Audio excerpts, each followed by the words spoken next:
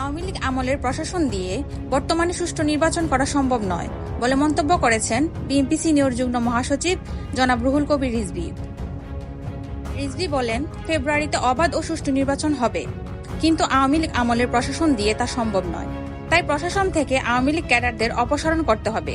এখন নানা কায়দায় দোসররা হাপ্পি মেরে বিভিন্ন জায়গায় অবস্থান করে দেশের বিরুদ্ধে নাশকতার চেষ্টা করছে।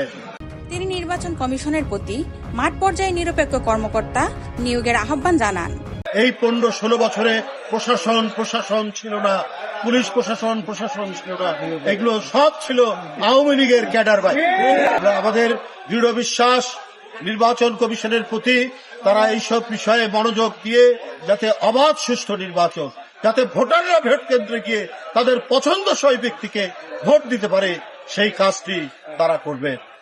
আনুপাতিক প্রতিনিধিত্ব পিআর পদ্ধতির নির্বাচনকে বাংলাদেশের জন্য অনুপযোগী আখ্যা দিয়ে রিজভী বলেন, পিআর পদ্ধতিতে নির্বাচন এদেশের জন্য প্রযোজ্য নয়। যারা এ দাবি করেছে তাদের উদ্দেশ্য নিয়ে সন্দেহ রয়েছে। সাংবাদিকদের প্রশ্নের জবাবে তিনি ঢাকা বিশ্ববিদ্যালয়ের কেন্দ্রীয় ছাত্র সংসদ ডাকসু নির্বাচনে সব মতের প্রতিনিধিত্ব নিশ্চিত করার আশা প্রকাশ করেন। তার মতে বিশ্ববিদ্যালয়ের ছাত্র প্রতিনিধি থাকলে শিক্ষার পরিবেশ সুষ্ঠু থাকে।